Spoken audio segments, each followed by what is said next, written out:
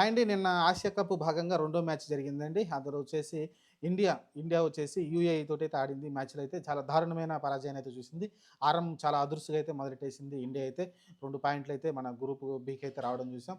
ఓవరాల్‌గా వచ్చేసి group below చూసుకుంటే మీరు చూసాం పాకిస్తాన్ ఉంది, హాంకాంగ్ ఉంది. మిగతా దేశం అయితే ఉండటం చూసాం. ఓవరాల్‌గా వచ్చేసి ఈ దేశాల్లో పెద్దగా మనకు టఫ్ ఇచ్చే దేశాలు పెద్దగా ఏం మనకైతే కనిపించట్లా. ఒక పాకిస్తానే కనిపిస్తుంది టఫ్ దేశం. మిగతా 2 దేశాలు కూడా పెద్దగా అంత పోటీ ఇచ్చే దేశాలైతే కాదు. మీరు అటుపక్క చూసుకుంటే అటుపక్క బంగ్లాదేశ్, శ్రీలంక, కొంచెం ఆఫ్ఘనిస్తాన్ మంచి దేశాలే ఉన్నాయి. హాంకాంగ్ వదిలేస్తే మిగతా 3 దేశాలు కొంచెం పోటీతత్వం ఉన్న దేశాలే. సరే ఏదైనప్పటికైతే నిన్నైతే జరిగిన మ్యాచ్‌లో అయితే చాలా భారీ విజయం అయితే వచ్చింది. దాదాపు వాళ్ళని 13 ఓవర్లకి ఆల్ ఔట్ చేసినట్టున్నారు. దాదాపు 11 ఓవర్లకు ఆల్ ఔట్ చేశారు. 57 పరుగులు మాత్రమే వాళ్ళు చేయగలిగారు. మనం చూసుకుంటే 4.3 ఓవర్లు అంటే 4.5 ఓవర్‌లోనే మనమైతే లక్ష్యాన్ని ఛేదించేసాం. దీనిలో చూసుకుంటే అభిషేక్ శర్మ విరుచుకుపడ్డాడు వాళ్ళ బౌలర్ల పైనైతే 15 బాలల్లోనే 30 పరుగులైతే చేయడం చూసాం. ఆ తర్వాత దానికి తోడుగా శుభ్మన్ గిల్ కూడా తోడుగా నిలిచి చేయడం చూసాం. ఓవరాల్‌గా వచ్చేసి ఒక మంచి విజయం అయితే వచ్చిందండి. ఎందుకంటే మీరు చూసుకుంటే నెట్ రన్ రేట్ చూసుకుంటే 10 వచ్చింది. ప్లస్ 10 వచ్చింది. అసలు ఊహించలేదు. 10 అంటే మామూలు విషయం కాదు. అంటే అంత పెద్ద భారీ విజయం కదా! చాలా ఫాస్ట్‌గా స్కోర్ కూడా చేయడం చూసాం మనమైతే. నాకు తెలిసి మీరు చూసుకుంటే ఇక్కడ బౌలింగ్ డిపార్ట్‌మెంట్ మెచ్చుకోవాలి. మీకు చూసుకుంటే శివన్ దుబే సర్ప్రైజ్‌గా 3 వికెట్లు తీసుకోవడం, కుల్దీప్ యాదవ్ 3 వికెట్లు, అలానే మీరు బుమ్రాకు ఒక వికెట్ రావడం చూసాం.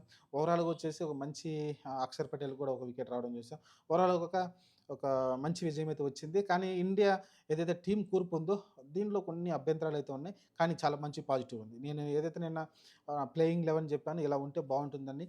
కానీ సంజు శాంసన్ ఆడిస్తారనుకున్నాం. కాకపోతే డౌన్ ది ఆర్డర్ వస్తాడని అయితే ఊహించలేదు నేనైతే.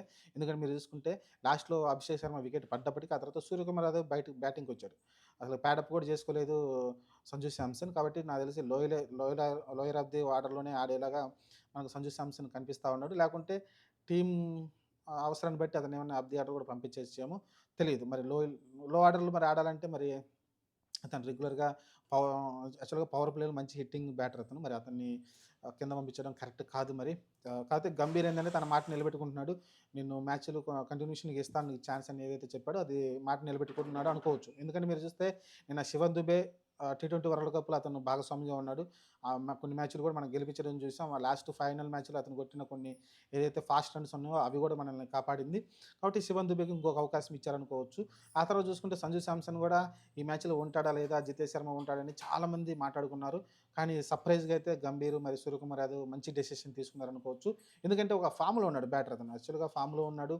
అంతకుముందు టీ20 జరిగిన మ్యాచ్‌ల్లో మంచిగా ఆడడం చూసాం. మరి అతన్ని దూరం పెడితే బాగోదని అవకాశం అయితే ఇచ్చారు. మరి ఈ మ్యాచ్‌లో చూసుకుంటే మీకు మెయిన్ స్పేసర్‌గా వచ్చేసి మీకు బుమ్రా ఒక్కడే కనిపించాడు. కనీసం హర్షదీప్ సింగ్‌ని ఆడించలేదు. మీకు ఇంగ సెకండ్ స్పేసర్‌గా చూసుకుంటే హార్దిక్ పాండ్యా కనిపించాడు. ఆ తర్వాత శివన్ దుబే కనిపించారు. ఇద్దరు కూడా మీరు చూసుకుంటే హార్దిక్ పాండ్యా స్టార్టింగ్‌లోనే ఫస్ట్ ఓవర్‌లోనే 10 పరుగులేమో ఇచ్చినట్టున్నాడు. ఆ తర్వాత రన్స్ అయితే రావడం చూసాం. ఆ తర్వాత చూసుకుంటే బుమ్రా వేశాడు. బుమ్రా మంచిగానే బౌలింగ్ ఏయడం చూసాం. ఆ తర్వాత అక్షర్ పటేల్ కట్టడి చేశాడు. ఆ తర్వాత వరుసగా అయితే ఇంగ కుల్దీప్ యాదవ్, వరుణ్ చక్రవర్తి అందరూ వచ్చేస్తే మంచి బౌలింగ్ అయితే చేయడం చూసాం. వరుణ్ చక్రవర్తి కూడా ఒక మంచి బౌలింగ్ తోటి వచ్చాడు. కాకపోతే సర్ప్రైజ్‌గా అనిపించింది మనకైతే మీరు చూసుకుంటే వరుణ్ చక్రవర్తి, మీరు చూసుకుంటే ముగ్గురు స్పిన్నర్లు అయితే మెయిన్ స్పిన్నర్ అనుకోవచ్చు. అక్షర్ పటేల్, వరుణ్ చక్రవర్తి, కుల్దీప్ యాదవ్ ముగ్గురు అయితే చాలా మంచిగా అయితే బౌలింగ్ చేయడం చూసాం. ఇది సర్ప్రైజ్ అనిపించింది నాకైతే. నేను అనుకున్నాను కుల్దీప్ అలానే వరుణ్ చక్రవర్తి ఒక్కలే ఆడతారనిపించింది. కానీ అతనైతే ఇద్దరిని ఆడించడం చూసాం. ఎందుకంటే అక్కడ ఒక హర్షదీప్ సింగ్ వస్తాడనుకున్నాం. లేకుంటే శివన్ దుబే ప్లేస్‌లన్నా హర్షదీప్ సింగ్ వస్తాడనుకున్నాం. కానీ అలాంటిదేం జరగలేదు.